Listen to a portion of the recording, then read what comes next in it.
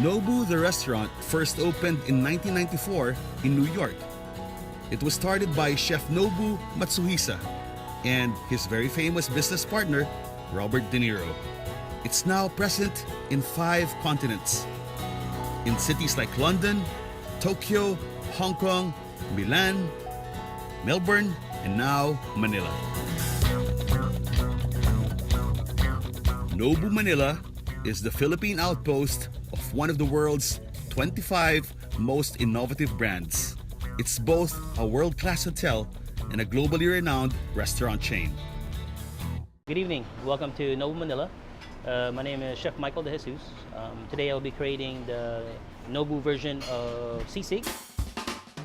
Start with a pan, a little bit of olive oil, some onions, more like a lot of onions. Just saute that just a little bit. Garlic. And then the local chili fingers. And saute that up just a little bit also. Now we're going to add the pork. So these are already chopped up. So we're just sauteing all that up, getting a little bit crispy, some color. Now we're going to add foie gras. Foie gras is duck or goose liver. Just kind of give it a nice, get a little heat. Then I'm going to finish off with a little bit of yuzu juice or yuzu soy.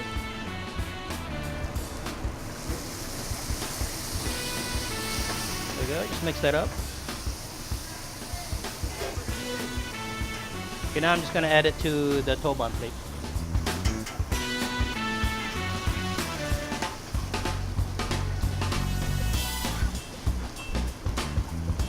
Just like that. Local calamansi, freshly squeezed right over it. Like that. And then we're going to put a little bit of this ahi amarillo aioli, which is a Peruvian yellow pepper. A little bit of that right on there. A little bit of spice. We're actually going to put a poached egg instead of the fried egg. Right in the center. There you go. A little bit of bacon furikake. And then finish it off with some negi. There you go. Nobu sisig.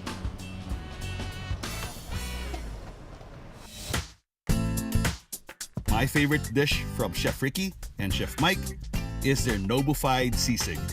First off, it's got foie gras and a lot of Japanese influences that make it truly feel Japanese and extremely Nobu. 2 years ago, I was here for a 4-hands dinner with you and Ricky, and you came up with some things. Can you tell me about that dinner? It's a combination of Japanese and Filipino cuisine together.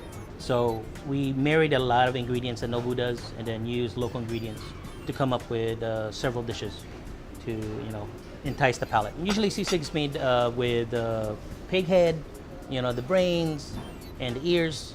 So we wanted to make it a little bit more palatable, a little more social, as chef would say. Okay. So we Nobufied it. This is so good. Sam is Kapampangan. Her dad is my first cousin from San Fernando in Angeles, Pampanga. Her mother, Roxanne, is Ricky's younger sister, almost a twin. Ninong Ricky loves sisig. Every time he visits Pampanga, he eats sisig. I know.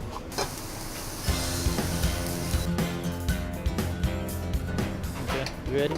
This is not SpongeBob's Krabby Patty. This Russian king crab, flown in, is massive. It's a crustacean that's prepared 4 ways as only Nobu can. It's decadent, it's divine, it is crab heaven. We did 4 ways. This is in the shell is the crab meat, king crab meat, with masago, negi, and ahi amarillo aioli. Over here we have these fabulous king crab legs that's been cut, of course. The third one is the king crab tempura, served with mazu ponzu, and red onion, kaiware, and jalapenos. And then of course the last item are these Nobu tacos. They have the king crab, salsa roja, spicy tofu, and cilantro. What would define Nobu cuisine? I know it's somewhat Peruvian, somewhat Latin American, Japanese obviously, but how would you encapsulate it? For me, it is Nobu Peru. It's Japanese Peruvian. Yeah. But with the vast expansion of the Nobu restaurants and hotels, He has really, Nobu himself, has Right. really pushed his chefs, his executive chefs, to use the local ingredients, to apply that to his philosophy. You know, it's, Oh, that's nice. Yeah. you know, Because you're such a outstanding and I would even say dominant presence internationally. yes. There's a Nobu practically in all the key cities of the world and doing very well. Chef Ricky met Chef Mike De Jesus in Las Vegas in 2013. 3 years later, they collaborated in Nobu, Manila and came up with a Nobu-fied version of Filipino specials. What was Ricky's reputation? You know, he was just straightforward. You know, he didn't play games. You know, he liked having fun in the kitchen, but not at the cost of the quality of the food. You know, he wanted people who were really passionate, but he was also open-minded. You know, and that's what I found out. You know, I asked him questions about the food he was making. He was always willing to share knowledge instead of keep it to himself. It was just really amazing to have somebody willing to show. And he was here early every day, and I'm like, Chef, you know, don't worry, we'll take care of your prep. No. He wanted to be here. You know, and sometimes I had to race him to be here. Because he'd be here early in the morning. I'm just like, my staff like, he's already in the kitchen, Chef. I said, you know, but he was always into just teaching and making sure everything was perfect. It was just an honor just working with him. It's good to know that because the reason I brought Sam here was, of course, she knows and loves him as a member of the family, a very close member of the family, but I wanted her to get a sense of what Ricky was in the kitchen. So Nobu, the chef, the man, is very dynamic and forward-thinking as far as that goes. And how about Chef Mike? What's your own culinary philosophy? If you're Filipino, it's food, right? It's the family, the grandma, the mom, the dad, you know, and that, for me, that's who I am. I want to be able to cook food that I would be proud to serve my family. And when you come in here, you are my family. I put everything that I have in it because you know what? That's what my grandparents did. That's what my parents did. I think that's what makes Filipinos really special. Is if you're invited to the home to have food, you're ready. You know you're in. Your family already. You're not even a friend. You're family. I want to hug you right now. You're like, Sam, this is your new tito. Just call him Tito Mike. That was beautiful, man. Salamat. Chef Ricky Estrellado had the classic story of a chef rising up to the ranks to prominence. But first, he had to prove himself to his dad, a Philippine Air Force general. So for over a year, in the early 1990s, he worked the graveyard shift at that famous branch of Gouda in Parañaque, cooking up tapsilog for drunken patrons. After his year working the graveyard shift in Gouda, slinging tapsi at all hours of the night, his parents were convinced that indeed their son wanted to become a chef. So they sent him to culinary school in New York where he graduated at the top of his class. This was in 1994. Not too long after, he started working for a new Japanese restaurant called Nobu.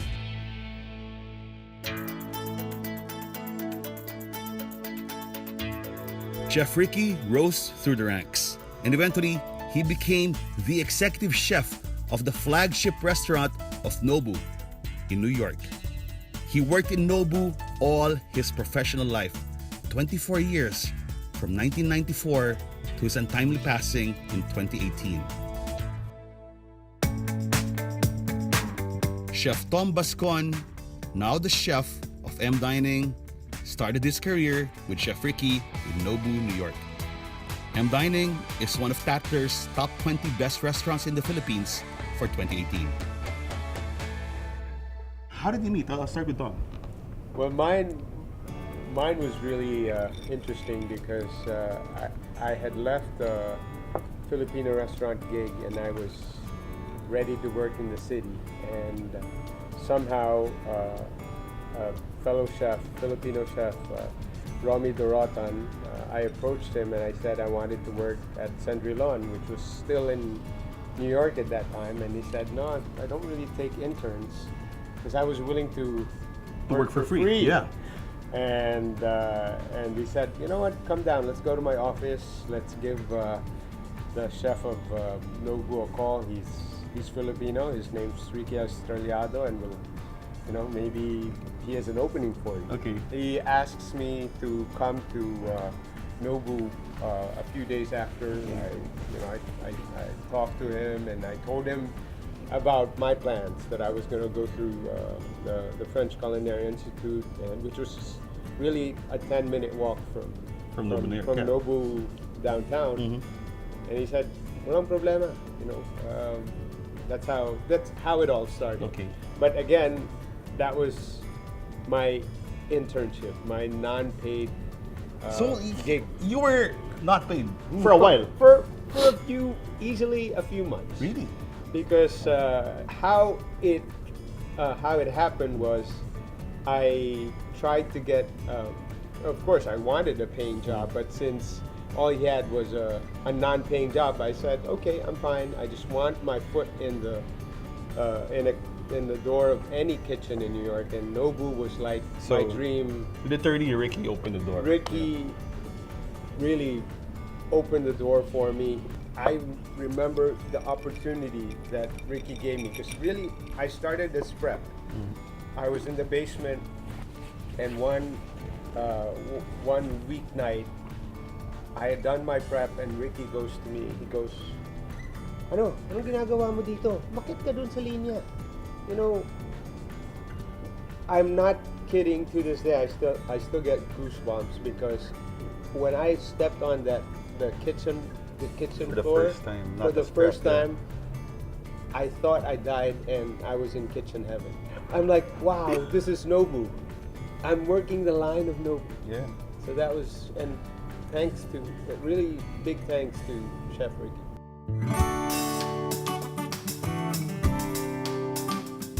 Chef Godfrey La Forteza is the new executive chef of Resorts World Manila. He credits one man for starting and in many ways saving his career when he was a young chef in New York. Tell me how you met Ricky. 2002, no? I heard that the executive chef are Filipino. So I just fresh from the Philippines, no? 6 months ago. 6 months before training in Nobu. Mm-hmm. So I knocked on the door in Nobu in 2002, no? I said, Chef Ricky, can I do my internship here? A week before my internship finished, I asked Chef Ricky, Chef, do you have opening? Can I work here? Can you sponsor my working visa? And I said, sorry, Godfrey, we don't have an opening. So I said, okay, that's okay.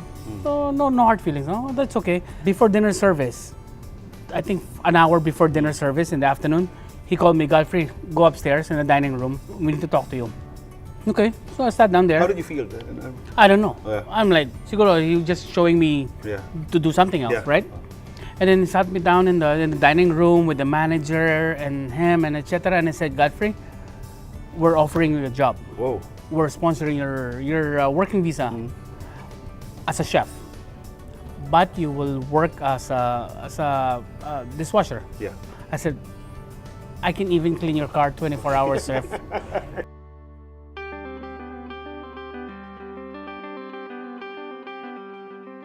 Chef Ricky opened the doors of Nobu literally for so many Pinoy chefs who started out there and are now quite renowned themselves.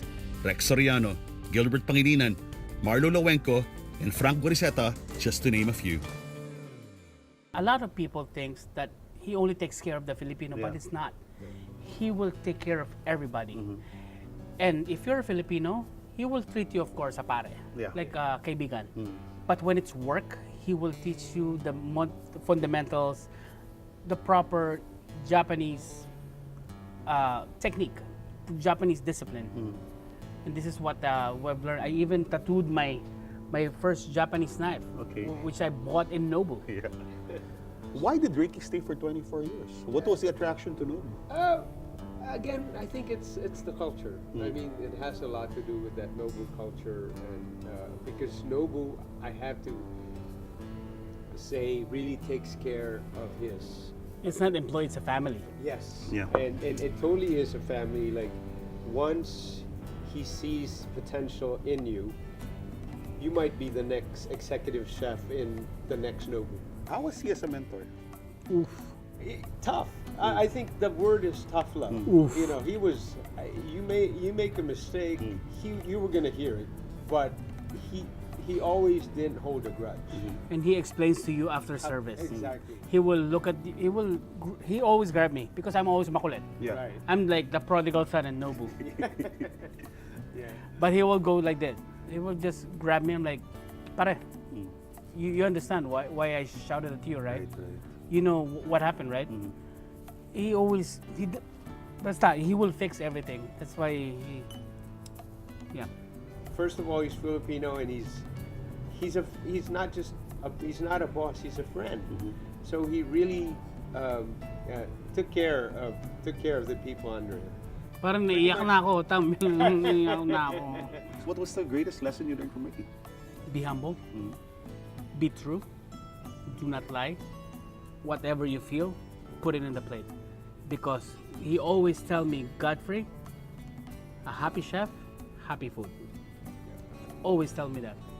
Tatapo nga ako sa kanya, pare. Oh, right. Because when I got my job now, it's a big job. big job. Yeah.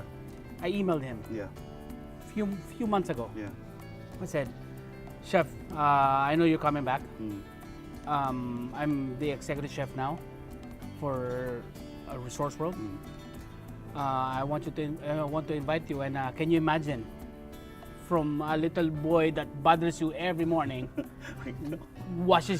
cleans your office, Yeah. mopping, and I'm here. And he just simple reply, Yeah. and I still have it in my email. I never doubted you, Godfrey. One of my biggest regrets is that my mentor didn't get to try my food. You know, and I wish he did. He was that special to me, and good man, good friend, good leader. I'm sure that he's smiling down because look at these two bugoys. Like, look at them. These two unpaid interns. Holy cow, they're at the top of their game here in the Philippines. And who first opened the door? Who first gave them a chance? Who trained them? Who helped make them the men and the chefs you are? Chef Ricky. So, buddy, this one's for you guys. Let's toast to Ricky. This is for salute. Salute. Kampai des. Chef.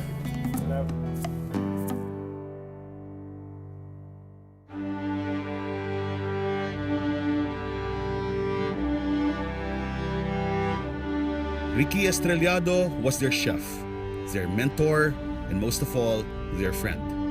Gone too soon, but Ricky will never be forgotten. His legacy will live on in the lives and careers of the chefs he loved like brothers.